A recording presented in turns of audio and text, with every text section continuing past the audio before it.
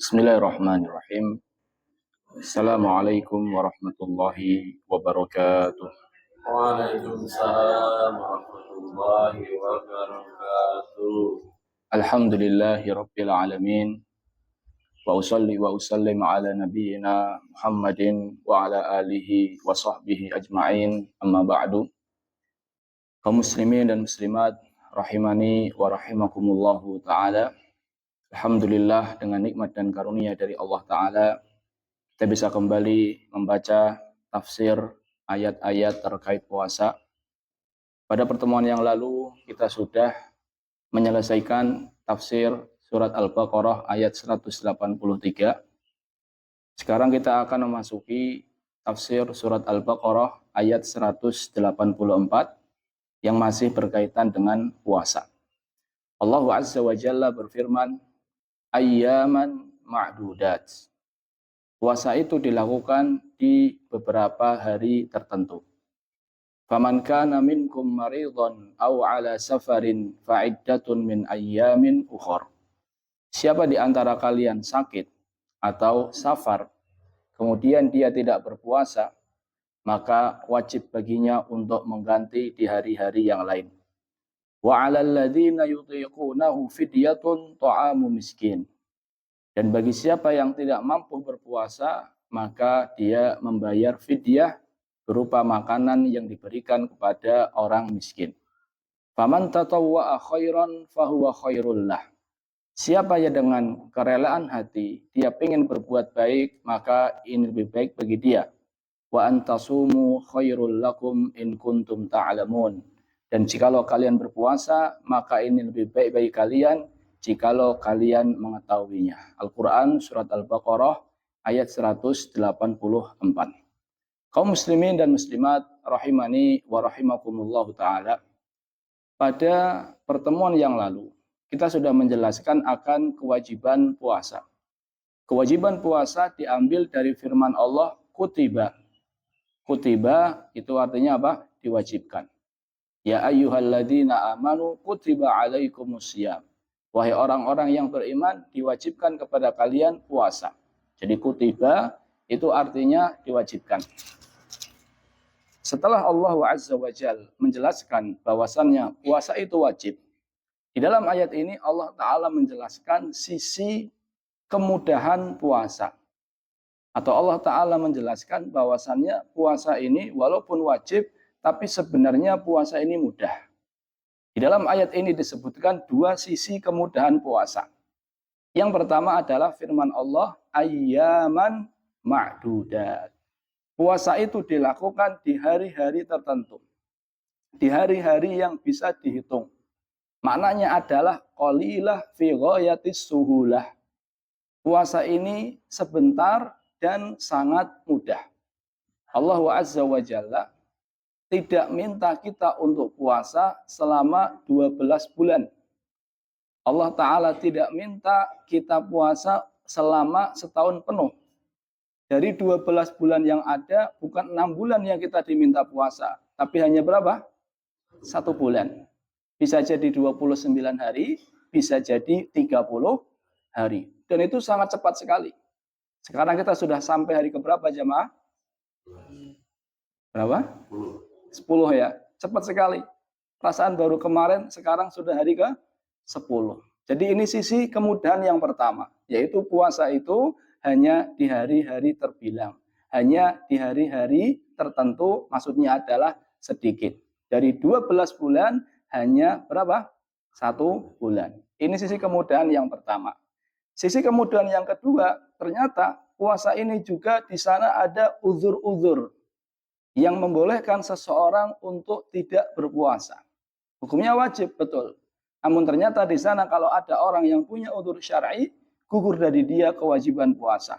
Allah Ta'ala berfirman, faman kana minkum maridhan aw ala safarin fa'iddatun min ayyamin ukhar.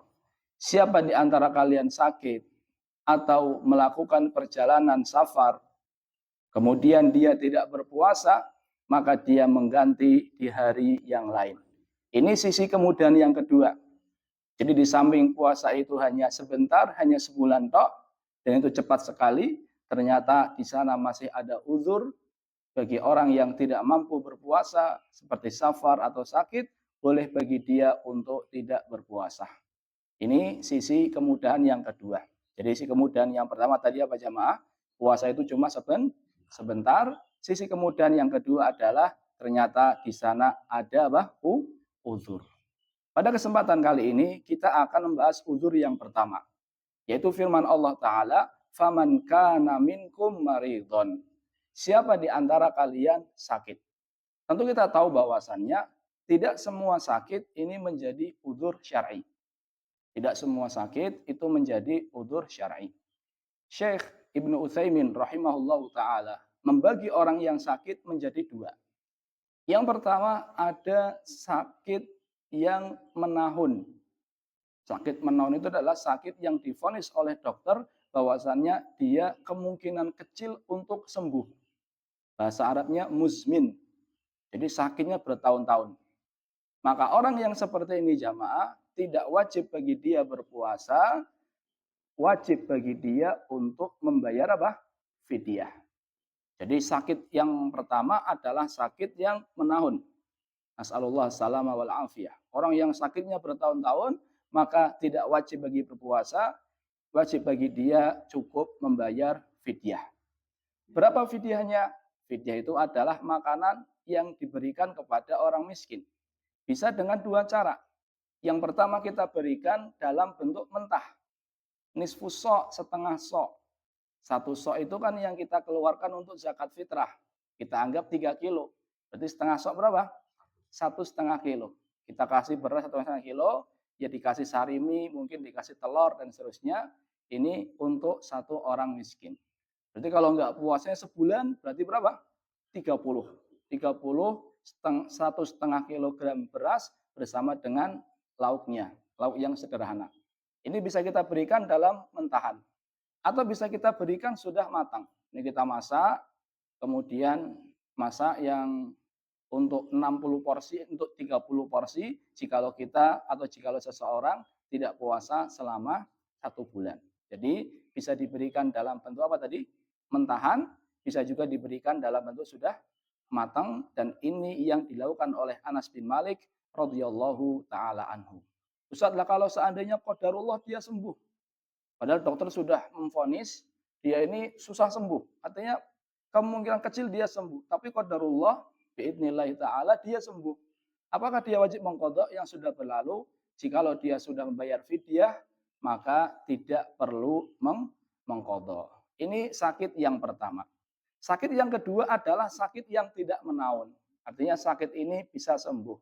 Maka para ulama membagi menjadi 3. Yang pertama adalah dia mampu berpuasa.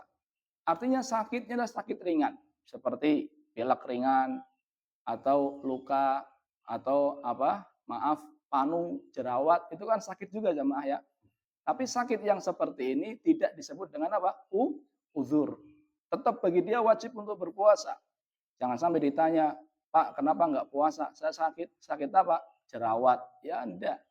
Ini adalah sakit yang sama sekali tidak berpengaruh kepada puasa. Ini sakit yang pertama. Sakit yang kedua adalah sakit yang memberatkan dirinya. Dia berat dengan sakit tersebut. Demam, tapi demamnya tinggi dan seterusnya. Walaupun sebenarnya kalau dipaksakan dia berpuasa, dia mampu. Tapi berat sekali bagi dia. Maka dalam kondisi seperti ini jamaah, yang lebih baik adalah tidak berpuasa. Karena berat. Dan Nabi SAW bersabda, Innallaha yuhibbu an yu'ta au an tu'ta rukhasuhu kama yuhibbu an tu'ta azaimuhu. Allah Ta'ala itu senang kalau seandainya hambanya mengambil rukhsahnya, mengambil keringanannya. Sebagaimana Allah Ta'ala senang hambanya menjalankan perintah-perintahnya. Jadi sakit yang kedua ini jamaah, kalau seandainya berat, bisa dipaksakan tapi berat, maka yang seperti ini lebih baik adalah mengambil rukhsah. Sakit yang ketiga adalah sakit yang membahayakan dirinya. Artinya kalau seandainya dia paksakan puasa, maka bisa jadi sakitnya bakalan sembuhnya lama, atau bahkan bisa menjadikan dia meninggal dunia. Maka dalam kondisi seperti ini jamaah, seseorang tidak boleh untuk berpuasa. Karena kalau dia memaksakan puasa, sama saja dia menjatuhkan dirinya ke dalam kebinasaan. Dan Allah Ta'ala larang itu. Allah Ta'ala berfirman, wala taqtulu biaidi wala tulqu biaidikum ila tahlukah. Janganlah kalian lemparkan diri kalian ke dalam kebinasaan. Allah Ta'ala juga berfirman, wala taqtulu anfusakum. Jangan kalian bunuh diri kalian. Jadi jamaah, ringkasnya, orang sakit itu terbagi menjadi dua. Yang pertama adalah sakit yang menaun, sakit yang terus-menerus. Maka kewajibannya apa tadi? Membayar fidyah. Sakit yang tidak menaun ada tiga. Yang pertama sakitnya ringan, tetap wajib untuk puasa. Yang kedua sakitnya berat, lebih baik mengambil rukhsah. Yang ketiga sakitnya berat sekali, kalau dia paksa puasa bisa bahkan meninggal dunia. Maka dalam kondisi seperti ini tidak boleh apa? Berpuasa. Orang yang sakit model kedua yang tadi terbagi menjadi tiga ini jamaah, apabila dia tidak berpuasa, fa'iddatun min ayyamin ukhor, maka dia mengganti di hari yang lain. Qadarullah ternyata jamaah ketika di bulan Ramadan dia sakit. Dia tidak puasa 5 hari. Lah kok kemudian Idul Fitri, qadarullah dia meninggal dunia. Idul Fitri dia meninggal dunia. Apakah dia wajib mengqadha? Ya enggak wajib. Orang sudah apa? Meninggal dunia. Karena dia enggak ada kesempatan untuk mengqadha dan keluarganya tidak perlu berpuasa untuknya. Berbeda kalau seandainya sebenarnya ada kesempatan bagi dia untuk mengqadha. Contohnya selesai puasa sebulan full, ternyata dia meninggal, selesai bulan Ramadan, dia punya hutang puasa 5 karena sakit. Kemudian dia sembuh, Syawal dia sembuh, kemudian Dzulqa'dah dia sembuh, qadarullah dia meninggal Dzulhijjah dan belum mengqadha. Maka dalam kondisi seperti ini jamaah, keluarganya disunahkan untuk berpuasa untuknya. Nabi SAW bersabda, man mata wa alaihi siyam shoma anhu waliyuhu. Siapa yang meninggal dunia dan dia punya hutang puasa, maka keluarganya berpuasa untuknya.